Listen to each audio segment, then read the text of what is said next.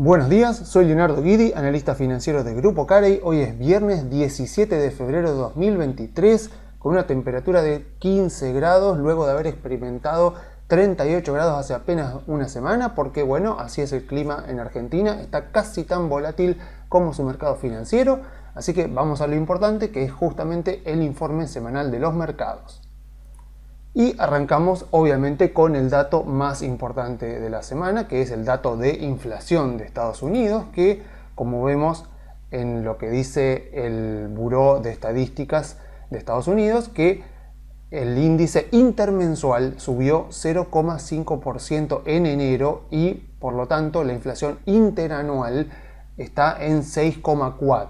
Acá hay que hacer algunas aclaraciones. Vemos claramente que cuando miramos la progresión histórica, es obvio que se aceleró un poco la inflación intermensual. Veíamos que desde julio estábamos viendo mediciones que estaban subiendo hasta octubre y después empezaron a bajar, ahora volvió a subir, pero lo cierto es que estuvo dentro de lo esperado. O sea, a pesar de que vino más alta la inflación que los meses anteriores, estaba dentro de lo esperado. Se esperaba un 0,4 y dentro del rango de valores que esperaban los analistas estaba también el 0,5. Creo que era más o menos entre un 0,3 y un 0,7. Así que vino más o menos dentro de lo esperado. No fue lo ideal, pero tampoco es que al mercado le disgustó, porque lo más importante es esto: cuando uno mira la inflación general y la inflación núcleo, vemos que, claro, como están dividiendo los valores de la canasta de precios, va a dividir contra números grandes del año pasado, entonces a pesar de que se aceleró un poco, como vimos acá, la inflación intermensual, no sucedió así con la interanual, porque en la cuenta matemática está dividiendo contra valores bastante altos del año pasado. Así que por más que vino con un poco de aceleración, la interanual vemos que tanto en la inflación total como en la núcleo, en ambos casos se desaceleraron. Y cuando desglosamos un poco, lo que vemos es que la principal responsable, o mejor dicho, el principal componente responsable de la aceleración de la inflación fue energía. Una vez más, que como bien sabemos es el rubro más volátil dentro del índice, de los componentes del índice. Alimentos y energía son los más volátiles, sobre todo energía, y vemos acá que 6,7% aumentó el servicio de gas en Estados Unidos en promedio. Vemos también acá que la gasolina también aumentó 2,4% y en general contribuyó con un 2%, el componente solo de energía tuvo un 2% de suba intermensual. Después lo que vemos es acá como algo positivo, es que la inflación núcleo, que es esta, que es la inflación de todos los ítems menos alimentos y energía, se mantuvo constante con respecto al mes anterior, así que está en un 5,6 interanual. Y otro dato importante que podría tomarse como positivo, o al menos no generó disgusto en el mercado, es que vemos que todos los ítems relacionados a servicios, a pesar de que los servicios médicos vemos acá que subieron 1,1, más o menos estuvieron dentro de lo esperado. O sea, no hubo una aceleración de los servicios, porque eso sí que hubiera preocupado al mercado, porque hubiera sido un argumento para que la Reserva Federal efectivamente decida seguir manteniendo las subas de tasa y mantenerlas altas durante más tiempo, porque justamente al ser el sector de servicios de la economía el que fue más afectado por el COVID y el que más tardó en reabrir y en recuperarse, entonces lo que se decía con justa lógica es que toda esa masa monetaria que emitió la Reserva Federal, primero con Trump y después con Biden, iba a impactar al final en servicios, porque eran justamente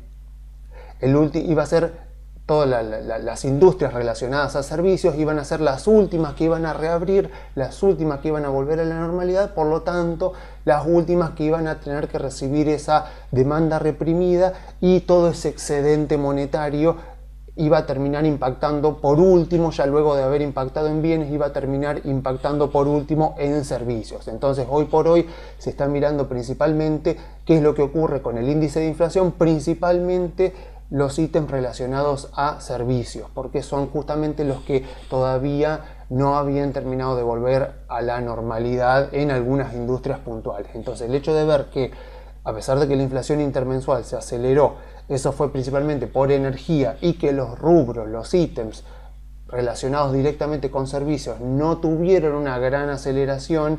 Entonces eso, dentro de todo, si bien obviamente no está bueno ver que el índice tuvo una aceleración intermensual, por lo menos no cambie el escenario base, o sea, no incentiva a los inversores a decir, bueno, me parece que estamos siendo demasiado optimistas con respecto a la inflación, me parece que la Reserva Federal va a terminar llevando las tasas de interés al 6%, o que las va a mantener altas durante bastante más tiempo, me parece que la inflación se va a mantener alta, y eso sí que podría provocar justamente un deterioro en las expectativas, o sea, que las expectativas que dentro de todo van mejorando un poco, que ahí sí que se produzca una reversión y que al caer las expectativas haya al mismo tiempo un cambio de expectativas con respecto a la tasa libre de riesgo de la Fed, que haya un cambio con respecto a eso y que se espere que la Reserva Federal vaya a subir incluso más las tasas o a mantenerlas altas más tiempo, y eso impactaría directamente en el valor de las empresas. Cuando tomamos los drivers de evaluación de las empresas que fijan el valor de las compañías, y efectivamente eso sí que motivaría una reanudación de esta baja, o tal vez de este mercado bajista que todavía no sabemos si ha terminado o no ha terminado. Nos vamos a enterar que este mercado bajista terminó recién cuando tengamos un nuevo récord histórico. Mientras tanto, a pesar de que se han dado unas recuperaciones bastante interesantes, todavía no podemos llegar a concluir que efectivamente este mercado bajista terminó. Cuando lo miramos en términos temporales podemos decir, bueno, la verdad es que pocos mercados bajistas han durado mucho más de lo que estaría durando este, así que en caso de ponerse bajista en este momento estaría yendo un poco en contra de la historia, porque hubo muy pocos mercados bajistas que duraron más de un año y medio, entonces ahí tendríamos más incentivos para creer que efectivamente este es el principio de un mercado alcista. Pero bueno, eso lo va a determinar el mercado en base a las expectativas que tenga con respecto a principalmente el costo de capital, con respecto a qué va a pasar con la tasa de interés que fija la Reserva Federal y con la rentabilidad, por lo tanto con la rentabilidad que los accionistas le exigen a las acciones.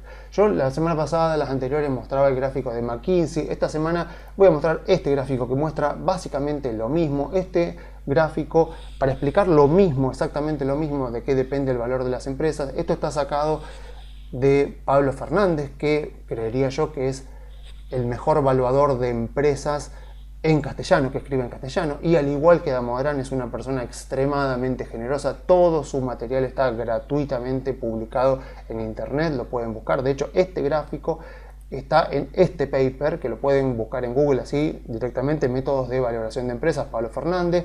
Es 2008 pero tiene actualizaciones, incluso van a encontrar actualizaciones de 2019, de 2020. Justamente lo muestro acá porque es justamente el que tiene este gráfico. O sea, si yo me fijo, obviamente puedo ver todos los métodos de valoración de empresa, todos los métodos que se utilizan. Como ven acá, los métodos que se basan en la cuenta de resultados, que son los de múltiplo, de PER, de ventas, de EBITDA, los métodos de valoración contable que no sirven para nada porque utilizan la contabilidad, los métodos de descuento de flujo de fondo, que es el que utilizamos nosotros, que es el free cash flow principalmente, los métodos que utilizan la creación de valor para los accionistas, que en concreto Pablo Fernández es muy crítico con ellos. Él dice que no sirven para nada. Yo estoy de acuerdo, pero en el caso del EVA, él dice que no muestra la creación de valor para los accionistas. Distinto es el Cash Flow Return of Investment. Este sí es bastante útil, pero bueno, esto es muy teoría, no quiero aburrir tanto. Quiero mostrar principalmente dónde está justamente este gráfico, que está más o menos por acá, en esta parte que dice justamente factores clave que afectan al valor, o sea, al valor de las empresas: crecimiento, rentabilidad, riesgo y tipos de interés. Y acá está justamente el gráfico que les estaba mostrando recién. Y aparte de explicar un poco esto, expande después este mismo gráfico en otras variables, que está bastante bueno para mirarlo. O sea que si a ustedes les interesa esto, primero que nada les aviso que es un tema largo, los libros tienen 800, 900 páginas. El curso de Damodaran tiene 25 clases de 1 hora y media, o sea que es algo bastante exhaustivo. Bueno, después obviamente hablo un poco de burbujas especulativas. Y yo, ¿por qué no recomiendo leer los libros, o mejor dicho, la enorme cantidad de paper que tiene Pablo Fernández, porque a diferencia de Damodaran y a diferencia de McKinsey, Pablo Fernández es como que escribe y tiene todos temas sueltos, escribe de costo de capital, escribe de creación de valor para el accionista, escribe de valoración de marcas, de valoración de intangibles, más que nada para decir que es imposible valorizar la marca de manera precisa. Es muy bueno para criticar errores de valoración que se cometen habitualmente y explicarte por qué hay cosas que no se pueden hacer.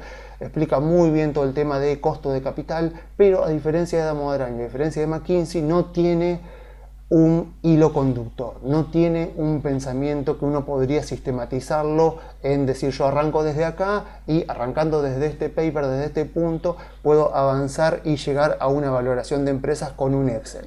Eso sí lo tiene McKinsey, sí que lo tiene Damodaran, pero Pablo Fernández no. O sea que está buenísimo para aprender, porque sobre todo su material está todo en castellano, pero desgraciadamente es muy bueno teóricamente, pero le cuesta bajar a la realidad, a decir, bueno, ¿cómo aplico esto específicamente a una empresa? Entonces está buenísimo, sobre todo para los que no se dan mucha maña con el inglés, les cuesta mucho el inglés, está buenísimo para aprender bien la teoría, bien lo que es costo de capital, bien lo que es free cash flow, cómo se analiza una compañía en base a los flujos, o sea, cuáles son los errores normales que se cometen con el costo de capital, con la creación de valor para los accionistas, cosas que uno puede suponer que parecen lógicas, pero que en realidad terminan siendo errores que llevan a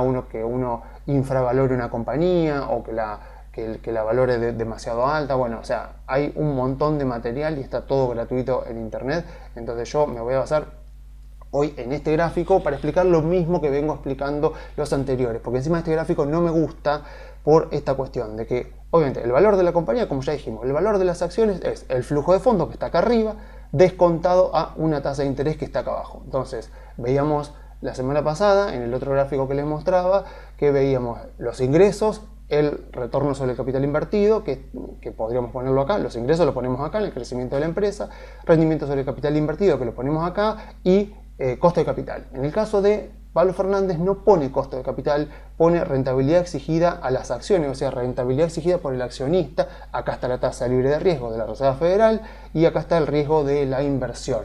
El riesgo de la inversión también depende del riesgo operativo, que también depende mucho de la industria, depende del sector, depende del país. Nosotros que estamos en Argentina lo sabemos muy bien. Y del riesgo financiero, lo mismo, depende de la industria, depende del sector, depende del país. En el caso de Argentina, por ejemplo, a esto tendríamos que agregarle el riesgo país. Y acá me falta justamente el costo de la deuda, porque acá Pablo Fernández comete el error de estar suponiendo que el valor de las acciones no depende tampoco del costo de la deuda. Y sí que depende, porque acá estamos suponiendo que todas las empresas son full equity, o sea que no tienen deuda. Y eso en la realidad no ocurre. De hecho, tomar deuda hasta un cierto punto es muy positivo para las compañías porque baja el costo de capital, y si esto baja, esto sube. Entonces es muy importante. Pensemos por ejemplo en Argentina, ¿no? O sea, cuando yo pienso en la rentabilidad exigida a las acciones por los accionistas argentinos. Entonces, vamos a suponer que yo quiero valorar una empresa argentina. Obviamente estoy en un país que está por tener 100% de inflación. Esta semana ya llegamos al 98,8% de inflación interanual y se espera que para este año también sea 100, 105. Entonces vamos a suponer que yo quiero valorizar una empresa en Argentina hoy en día y quiero hacerlo de esta manera, con un flujo de fondos que tenga todas estas variables. Bueno, ¿qué rentabilidad a las acciones? Vamos a suponer que la empresa es full equity, que la empresa no tiene deuda, con lo cual el costo de capital equivale también a la rentabilidad exigida por los accionistas. Entonces digo, bueno, la voy a evaluar en dólares, porque no la puedo evaluar en pesos porque no estoy en 100% de inflación, es una locura. En dólares voy a tener el problema de que voy a tener que estimar los flujos en dólares, con lo cual salí de un problema, pero me metí en un problema bastante similar. Pero bueno, vamos a suponer que, no sé, es una empresa regulada, que puedo hacer una cierta estimación que podría parecer sensata. Vamos a suponer, ¿se acuerdan que yo la semana pasada le dije que en este momento en Argentina no tenía mucho sentido hacer esto? Pero vamos a suponer que alguien lo quiere hacer y hace una estimación de flujos en dólares de una empresa. Puede ser justamente una empresa regulada, no sé, Transportadoras del Sur, cualquier empresa, alguna empresa que tenga flujos que yo pueda estimarlos y hacer una estimación que podría considerar fiable. La verdad que no se me ocurre en este momento en Argentina, pero vamos a suponer que sí. Ahora, la cuestión es, ¿qué rentabilidad le exijo a las acciones? Bueno, primero que nada, tasa libre de riesgo. Bueno, me vengo acá, me fijo a ver cuánto está la tasa del bono a 10 años, perdón. 100 años tuvimos en Argentina, acá tenemos en Estados Unidos 10 años, 3,88, vamos a redondear para arriba, vamos a decir que es 4. Entonces, digo, bueno, tasa libre de riesgo 4. ¿Qué quiere decir? Que yo como accionista, como mínimo a mi inversión en esta empresa, voy a exigirle un 4% de rentabilidad en dólares, porque si no, para eso me compro un bono del Tesoro de Estados Unidos que me da eso libre de riesgo. Bueno, con eso estamos. Ahora, riesgo de la inversión. Riesgo de la inversión, lo que se hace para eso es tomar la prima de riesgo de mercado, que sería la rentabilidad exigida a un portafolio de acciones diversificado, por ejemplo Standard & Poor's. Eso lo puedo tomar desde acá, desde la página web del querido Damodaran, que todos los meses la publica. La prima de riesgo de mercado implícita para el 1 de febrero era de 4,89, vamos a redondear para arriba, 5. Entonces tengo 4% de rentabilidad del bono del Tesoro, 5% de rentabilidad si yo comprara el índice Standard & Poor's. Acá obviamente 5% de rentabilidad, muy importante aclararlo porque siempre se presta a confusiones. 5% de rentabilidad no quiere decir que el índice va a subir 5% en el año, sino que ahí está hablando principalmente de dividendos y de recompras de acciones. ¿Por qué? Porque es lo único a lo que tenemos que agarrarnos. O sea, no podemos agarrarnos de otra cosa porque cuánto va a subir, cuánto va a bajar el índice, cómo se van a mover las acciones, no lo sabemos. Y es imposible calcularlo porque depende de expectativas que son todo el tiempo cambiantes y de variables como por ejemplo la tasa libre de riesgo, que también es cambiante todo el tiempo. Así que lo único que tenemos de qué agarrarnos para calcular la tasa libre de riesgo, la prima de riesgo de mercado implícita es la expectativa de dividendos y la expectativa de recompras de acciones que va a tener el portafolio del Standard & Poor's. Damodaran en este momento la calcula como 4,89. Obviamente que esto él utiliza el modelo de Gordon, bueno, él ya lo ha explicado, incluso yo lo he explicado en informes anteriores. Pero bueno, para el caso, para no hacerlo tan largo, entonces la rentabilidad que yo tengo que exigir es 4% de tasa libre de riesgo, 5% de prima de riesgo de mercado. Acá se le suele aplicar la beta, que vendría a ser ese riesgo no diversificable, o sea, ese riesgo que yo estoy asumiendo por comprar esta empresa en particular, de esta industria en particular, de este sector en particular. Entonces acá puedo usar la beta. Ahí hay mucha discusión. Pablo Fernández dice que la beta no sirve para nada. Yo estoy bastante de acuerdo con Pablo Fernández porque la beta no predice nada, pero lo cierto es que la tenés que usar en una evaluación a la beta porque tiene lógica, a pesar de que, repito, no está respaldada por los datos, tiene lógica. Y si vos haces una evaluación para otra persona, por ejemplo para un profesor en la universidad, la beta te da chamullo, podríamos decir, o sea, te da argumentos para justificar por qué vas a exigir una rentabilidad mayor para una empresa. O sea, tiene lógica decir que Tesla tiene una beta más alta que Coca-Cola. Ahora bien, que eso después se corresponda con que el rendimiento ajustado por riesgo de Tesla va a terminar siendo mayor que el de Coca-Cola, no es así y no ha pasado. Entonces, a pesar de que tiene lógica en los libros, en la cabeza nuestra es sensato pensar así, no ocurre así en la realidad porque la realidad es mucho más compleja.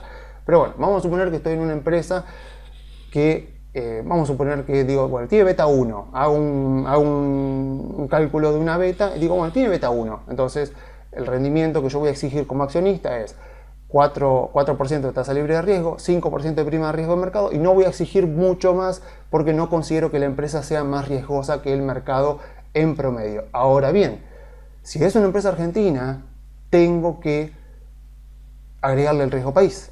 ¿Cuánto está el riesgo país? Redondeando, 1.900 puntos. O sea que tengo 4 más 5, 9, más 19, 28. O sea, tengo 28% acá, 28% de rentabilidad exigida a las acciones.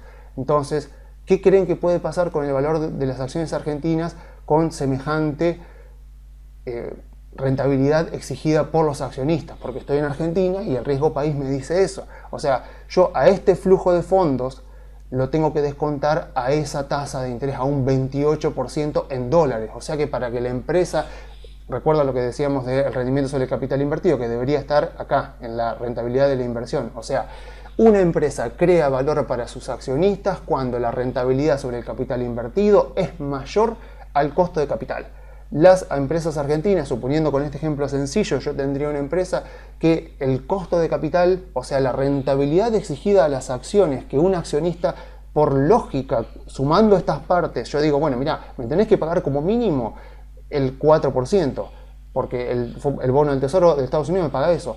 Me tenés que rendir además un 5%, porque un portafolio diversificado de acciones me rinde eso. Y además me tenés que rendir 19% porque estoy en Argentina. Estoy asumiendo un riesgo terrible. Entonces yo como accionista, para sentirme que vale la pena invertir en esta compañía, tengo que exigirte como mínimo un 28% de rentabilidad. Si no, no me estoy sintiendo compensado. Entonces, la teoría me dice que una empresa crea valor para sus accionistas cuando el rendimiento sobre el capital supera el costo de capital. Entonces, ¿qué pasa con las acciones argentinas? Que yo les decía, tenemos rendimiento sobre el capital muy bajo. Y bueno, si esto más o menos se mantiene igual, vamos a suponerlo, ¿no? Si esto en dólares más o menos se mantiene igual, que ya es un supuesto muy grande, y esto me aumenta tanto, la ecuación me ajusta por acá. Entonces, ¿qué pasa? Me cae el valor de las acciones hasta el punto que esta ecuación me vuelva a cerrar. Si esto se mantiene igual, imagínense si, como pasa en Argentina, esta expectativa de flujos también me cae. Entonces, es lo que estuvimos viendo durante todos estos años. Entonces, nosotros al invertir en Argentina, y acá estoy mezclando un poco el análisis de Argentina con Estados Unidos, cuando invertimos en Argentina, lo que estamos haciendo es tener la expectativa de que justamente esto, que ahora podría estar en un 28%, si vamos sumando los rendimientos requeridos, va a caer a, por ejemplo, Argentina, un promedio histórico de riesgo país es 1100. Si de 19%, ese 19% baja a 11% o baja a 10, a 9%, imagínense la baja que tiene esto dentro de la ecuación, la baja que tiene el denominador, la fuerte baja que podría tener el denominador, me aumentaría muchísimo el valor de las acciones. Y eso es lo que vimos en Argentina, que pasó con Macri, con un riesgo país que llegó a bajar terriblemente, o sea, bajó a 500 puntos, incluso en un momento bajó a 350 puntos, una locura. Imagínense lo que era el costo de capital de las empresas en Argentina en ese momento, o sea, con justa razón subió tanto y llegamos a 1800 puntos de Merval, porque el riesgo país había bajado a 350 puntos en un momento. O sea, la rentabilidad exigida a las acciones argentinas había bajado muchísimo y al mismo tiempo había subido mucho la expectativa de flujos futuros. Obviamente después ya vimos lo que pasó, o sea, todo quedó en reformas a medio hacer, en algún momento el mercado ajustó, como el gobierno no quería ajustar, terminó ajustando el mercado, el riesgo país terminó subiendo mucho y bueno, y eso provocó la destrucción del valor de las acciones que vimos en Argentina. Ahora obviamente estamos esperando la reversión contraria. Y con respecto a Estados Unidos, estamos esperando también una baja en la rentabilidad exigida a las acciones porque estamos esperando una baja acá en la tasa de interés libre de riesgo. Y por supuesto también una baja en la rentabilidad exigida por los accionistas, que va todo un poco de la mano. Va todo un poco de la mano porque si baja la volatilidad del mercado, si baja la inflación, si mejora el crecimiento económico, si se estabiliza por lo menos todo lo que sería la actividad económica de Estados Unidos y se vuelve a crecer y ya China no genera sorpresas negativas y ya Europa también diversifica sus fuentes de energía y ya está mucho más preparada para enfrentar cualquier tipo de medida discrecional que pueda tomar Rusia, si la guerra en Ucrania no escala a una guerra que involucre a otros países, entonces eso va a ayudar a que los accionistas, por lo menos en Estados Unidos, ya sean un poco menos exigentes para poder comprar acciones, y si esta rentabilidad de los accionistas, gracias a que la tasa libre de riesgo baja y a que el riesgo de la inversión, el riesgo que perciben los accionistas en la inversión en acciones baja, al bajar esto, me baja también la rentabilidad exigida por los accionistas y el valor de las acciones va a terminar subiendo. Piénsenlo, ya que tenemos el resultado de todo lo que pasó el año pasado, piénsenlo justamente al revés, en cómo el año pasado no solo subió la tasa libre de riesgo, sino que también subió la prima de riesgo de mercado, porque subió mucho o por lo menos subió la percepción del riesgo de la inversión, porque aumentó el riesgo operativo y aumentó el riesgo financiero al mismo tiempo que subió justamente la tasa libre de riesgo. Entonces el año pasado tuvimos el ciclo ascendente, aumentaban las tasas de interés y aumentaba el riesgo de la inversión, cosa que no pasaba entre 2015 y 2019, por ejemplo. Entre 2015 y 2019, como ya lo habíamos visto en informes anteriores, subía la tasa de interés, como también pasó en el periodo 2004, 2005, 2006, 2007 y en el final de la década de los 90, subía la tasa libre de riesgo, pero no se percibía entre los accionistas un aumento del riesgo de la inversión, porque no había aumento de riesgo operativo, de riesgo financiero. Entonces esto subía, pero a pesar de que eso provocaba que suba la rentabilidad exigida por los accionistas, la economía estaba muy bien, el mundo en general crecía, China también estaba creciendo a tasas mucho más aceleradas que ahora. Entonces la expectativa de flujo futuro, esta expectativa subía proporcionalmente más de lo que subía la rentabilidad exigida por los accionistas, que subía mucho por la suba de tasa de la Fed, que a pesar de eso tampoco eran subas tan grandes como las que vimos el año pasado. Entonces en el neto, a pesar de que subía un poco el denominador, el numerador subía más. Entonces veíamos que a pesar de que las tasas de interés subían, el valor de las acciones en Estados Unidos también subía. Entonces este año lo que seguimos esperando es justamente eso, es justamente un aumento en el valor de las acciones a partir de cambios de expectativas, o sea, cambios de expectativas de flujos futuros y cambio de rentabilidad exigida a las acciones. Y de hecho vemos que cuando yo me fijo en la respuesta que tuvo el mercado al dato de inflación, no fue una respuesta muy negativa, tampoco fue positiva, pero vemos esto, ¿no? Que el mercado está ahí, el mercado está haciendo como una pausa, está a la espera de nuevas noticias y tenemos ahí entonces justamente una situación que podríamos tomarla como positiva. Porque podemos decir, mira, se aceleró la inflación intermensual a pesar de que sigue bajando la interanual, y el mercado, por lo que veo, tampoco es que subió ni nada, pero no lo tomó tan mal como uno pensaría. Pensamos que, bueno, se aceleró la inflación intermensual, el mercado lo puede llegar a tomar a mal, vamos a ver si va a testear nuevos mínimos, vamos a ver si vuelve a los valores que tenía a principio de año. Bueno, por ahora eso no pasó.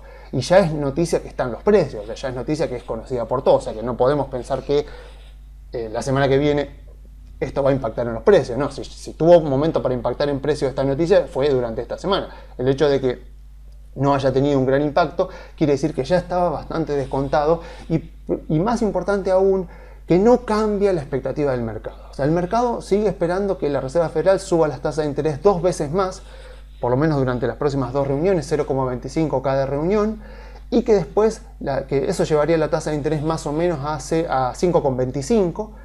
Incluso hay algunos que hablan de 5,50, pero en todo caso el mercado sigue teniendo la expectativa de que la Reserva Federal va a subir las tasas hasta 5,25 y que las va a dejar ahí el resto del año. Eso es lo que uno mira cuando observa y analiza los futuros de tasa de interés que se negocian en Chicago, en el mercado de futuros de Chicago. Entonces, eso es lo que ya está en el mercado, porque esa es información pública que se traslada inmediatamente a los precios de las acciones. O sea, esa es la expectativa ahora del mercado. Ahora, si la inflación se sigue moviendo a estos valores, a estos ritmos, o vuelve más o menos a los ritmos esto que veíamos acá de no decir 0,5, pero 0,2, 0,3 más o menos, si llega a volver a moverse a esos valores, lo que tendríamos es una tasa de interés de la Fed ya en más o menos en 2-3 meses arriba del 5%, y para mediados de año, si más o menos la inflación intermensual sigue en 0,2-0,3%, lo que veríamos es finalmente la tasa de inflación por debajo de la tasa de la Reserva Federal. Entonces, ya mirando la segunda parte del año, no sé, a mí me parece, no sé, medio difícil ver que la Reserva Federal va a seguir teniendo la tasa de interés en 5,25, por ejemplo, con una tasa de inflación que ya esté en el 4 y pico por ciento o incluso por debajo del 4%. Yo supongo, y esta es mi expectativa para este año, que eventualmente el mercado va a ejercer cierta presión sobre la Reserva Federal para que, aunque sea baje tal vez en la reunión de noviembre, por ejemplo, ya mirando más a fin de año, ya bajes, aunque sea 0,25 las tasas de interés, para ir acompañando la baja de la inflación y que no haya tanta diferencia entre lo que es la inflación interanual y la tasa de los fondos federales de la Reserva Federal. Ese creo yo que va a ser el cambio de expectativas más importante del año, porque justamente es el cambio de expectativa que me va a impactar bien acá en el denominador y es el que más está esperando el mercado, por lo que yo espero que también sea el que más impacte favorablemente el valor de las acciones. Y eso por ahora no está descontado en los precios, porque si miramos los futuros de Chicago, no está descontada una baja en la tasa de interés para este año. Está descontado una suba hasta 5,25 y mantenerla constante. Si eventualmente el mercado empieza a pricear que la inflación efectivamente está bajando incluso a mayor ritmo del esperado y que la Reserva Federal va a tener que bajar la tasa de interés antes del año que viene, eso por ahora no está en los precios. Entonces, cuando eso se empiece a incorporar en los precios, es un cambio de expectativa, no solo porque vamos a suponer que la Reserva Federal baja 0,25. Es muy poquito, es insignificante, pero lo que importa es la señal. Es la señal de decir, bueno, ya ahora no solo que dejamos de subir, sino que ahora ya empezamos a ir para abajo acompañando la baja de la inflación hasta llevarla más o menos a un 3%, que es el promedio histórico, es lo normal que esperaría un mercado que está creciendo con baja inflación, una tasa de interés más o menos en el orden del 3%, que era más o menos donde estaba antes del COVID. Entonces debería volver a llevarla a esos niveles. Entonces eso por ahora no está en los precios. Y si aprovechamos ahora para comprar buenas empresas de los sectores que más fueron afectados el año pasado, en el momento en que se produzca ese cambio de expectativa, nosotros ya habremos comprado con la anticipación, porque si creemos que efectivamente eso va a pasar y eso todavía no está descontado, cuando efectivamente el mercado empiece a incorporar esa expectativa, bueno, vamos a ver una buena suba de precios que nos va a permitir justamente obtener un rendimiento que posiblemente sea mayor al del índice sin necesariamente asumir un mayor nivel de riesgo. Y eso es justamente lo que más estamos buscando. Ahora bien, si su expectativa no es esta, si su expectativa es que la inflación se va a seguir acelerando y que la tasa de interés no va a ir al 5,25, va a ir al 6, bueno, no compren acciones en este momento, porque quiere decir que ese escenario de 6% de tasa en la Reserva Federal todavía no está descontado en los precios, porque no es lo que vemos en los futuros de Chicago. Entonces, si efectivamente pasa eso, que la Reserva Federal cambie de opinión porque viene algún mal dato de inflación, y tengan en cuenta que el próximo dato de inflación se va a conocer antes de la próxima reunión de la Reserva Federal, o sea que va a influir mucho el próximo dato de inflación en lo que va a pasar con las tasas de interés en la próxima reunión. Si nosotros creemos que va a venir un mal dato y que la Reserva Federal va a cambiar de opinión y va a subir las tasas al 6, bueno, eso todavía no está descontado en los precios, no es lo que el mercado está esperando, así que si eso ocurre, ese cambio de expectativas hacia la baja, digamos, hacia mayores tasas de interés y menores valuaciones de empresas, va por supuesto a empujar a las acciones más abajo y tal vez este mínimo de octubre no termine siendo el mínimo definitivo del mercado bajista. Yo le digo, no creo que ese sea el escenario más probable. Yo creo que el escenario más probable es el de una Reserva Federal bajando las tasas de interés un poquito antes de fin de año.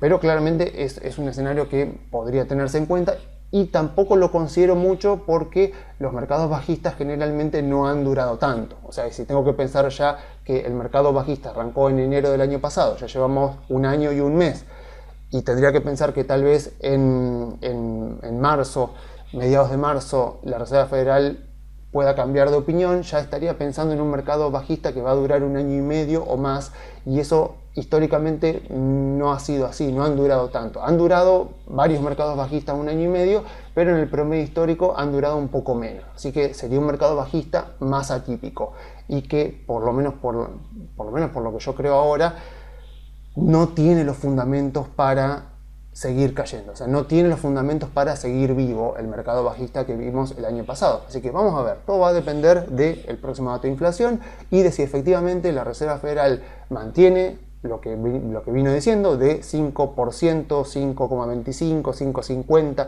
de inflación de aquí a fin de año, o si efectivamente eso cambia. Cómo se mueva esa expectativa va a determinar mucho si este mercado alcista se confirma o si tendremos un rebote, digamos un revivir del mercado bajista. Así que consideremos, si nuestras expectativas son bastante positivas, todavía vemos que el mercado no ha incorporado una expectativa de baja de tasa de interés en sus precios para este año, así que si nosotros creemos que así será, o que eventualmente, por lo menos lo que sí estamos seguros es que esto no va a empeorar, o sea que la Reserva Federal no va a verse obligada a llevar las tasas de interés al 6%, aún así en ese caso, que no sería tan optimista como el anterior, aún así sigue teniendo sentido comprar empresas, sobre todo de los sectores que más cayeron el año pasado, como el tecnológico, el de comunicaciones y el de consumo discrecional, porque aún así, si esto sigue siendo así este año, si efectivamente la inflación vuelve hacia fin de año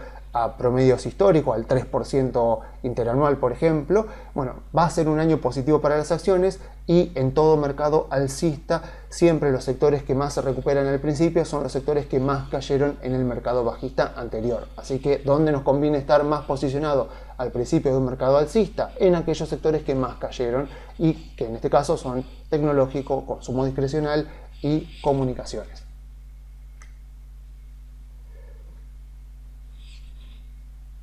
Así que, a ver, pasemos entonces sí a Argentina. No ha pasado, a ver, en el mercado de capitales no ha pasado mucho. El sector que más vi moverse esta semana fue bancos. Vemos que el Merval más o menos se movió bastante lateral. Bancos tuvieron una semana positiva pero recontra volátil. A ver, acá vemos que Galicia sí tuvo una semana positiva, pero con una baja fuerte hoy, con una suba fuerte el lunes. Superville también. Superville es la bancaria que yo creo que tiene más para recuperar, pero esto no es gratis, es la bancaria que tiene más para recuperar porque es la más volátil de todas también.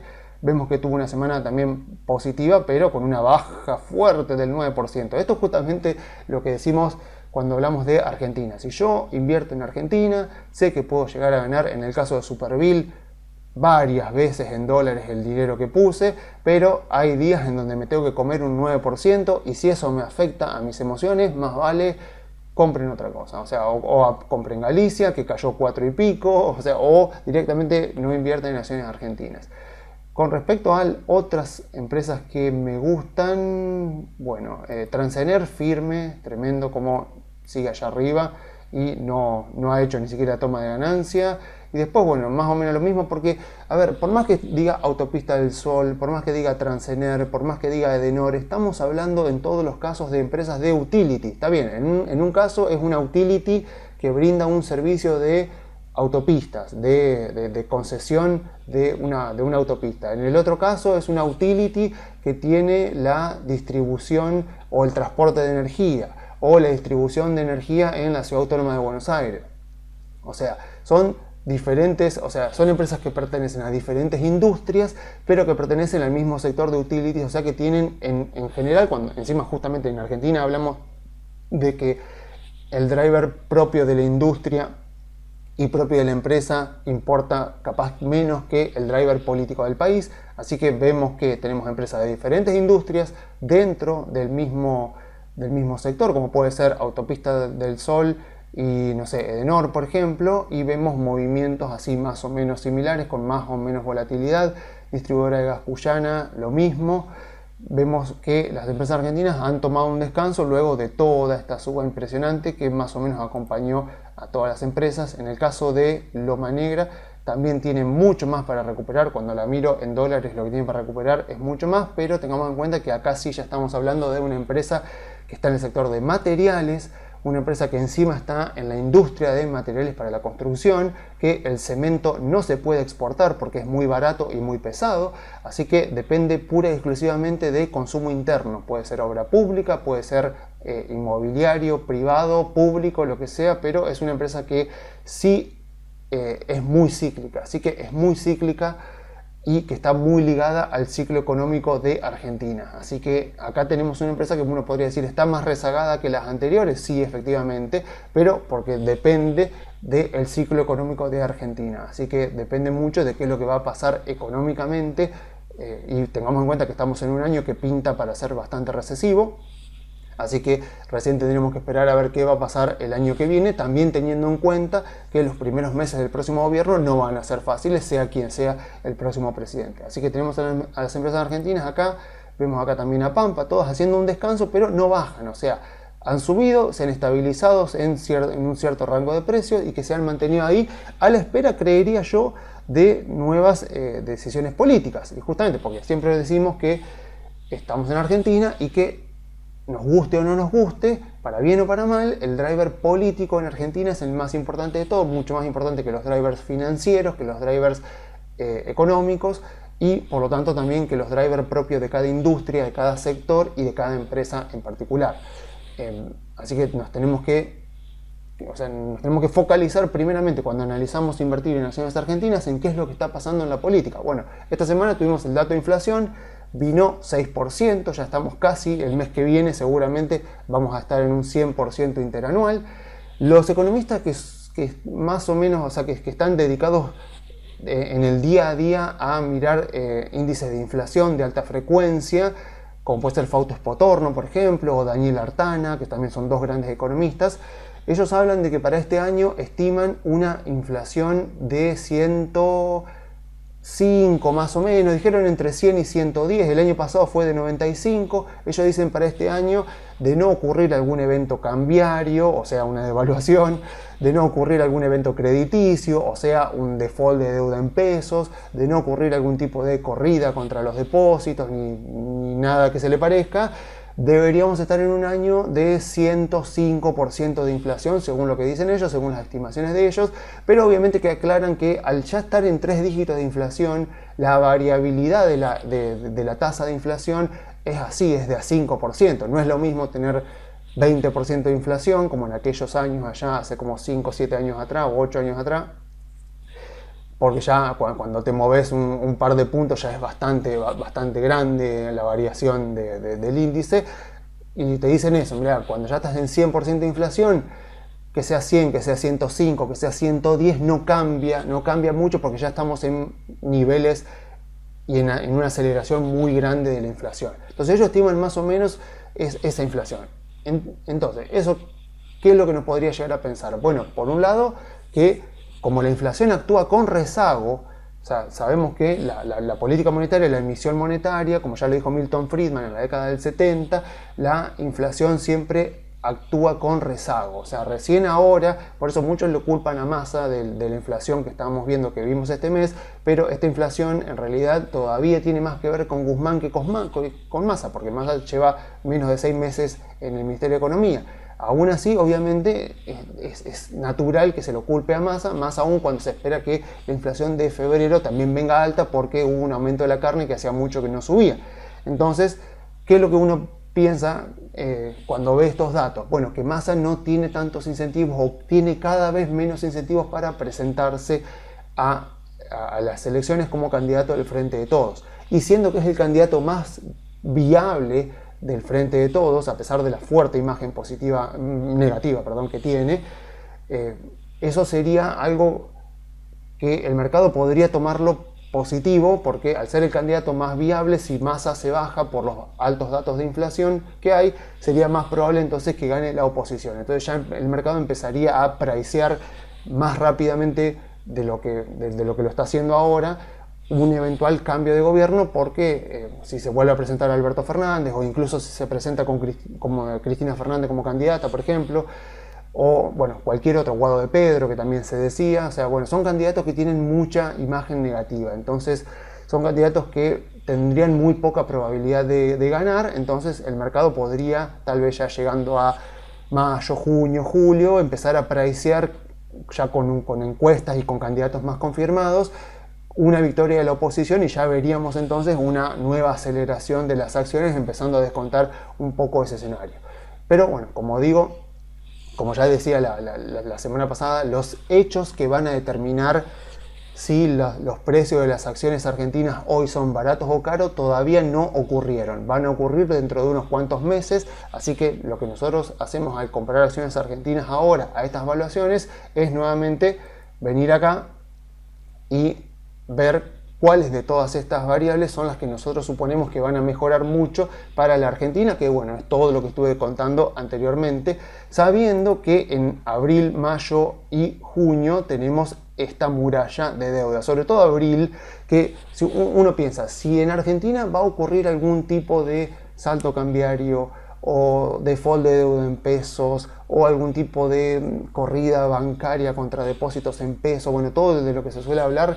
Si en Argentina va a ocurrir eso durante este año, debería ocurrir en abril, que es el mes complicado, que tiene 2 billones de pesos de vencimientos de deuda que están en manos de privado. Obviamente Massa y Rubinstein ya deberían estar trabajando en esto, pero si el gobierno logra pasar abril, suponemos que entonces mayo y junio lo deberían pasar, y en el caso de que logren pasar esos meses sin necesidad de devaluación ni de default, y sin que se descontrole mucho la inflación, si logran pasar estos meses, deberíamos entonces asumir que van a poder llegar sin devaluar y que la inflación va a estar entonces en el rango del 100-110%. Así que, por ejemplo, si yo soy un inversor argentino que no quiere invertir en acciones argentinas, que veo esto y digo, bueno, quiero las acciones argentinas, la verdad que no quiero. Entonces, ¿en qué puedo invertir? Algo que tenga menos riesgo. Bueno, o sea, los chicos de bonistas.com, como siempre recomiendo su página porque es maravillosa, tenemos, bueno, obviamente un montón de bonos, los bonos en dólares, bueno, esto ya es un riesgo muy grande, y tenemos, por ejemplo, LEDs, que la LED de abril, por ejemplo, está rindiendo 114,2%, o sea, una tasa efectiva anual de 114. Si yo creo que la inflación va a estar entre el 100 y el 110, 114% anual es una tasa real positiva. Si no, tengo la LECER de abril, que me está pagando inflación más 2,1. Acá tengo la ventaja de que si la inflación se acelera durante los próximos meses y este 114 queda chico y la expectativa se va más alta, la LECER me cubre. Pero si la inflación no se acelera, entonces,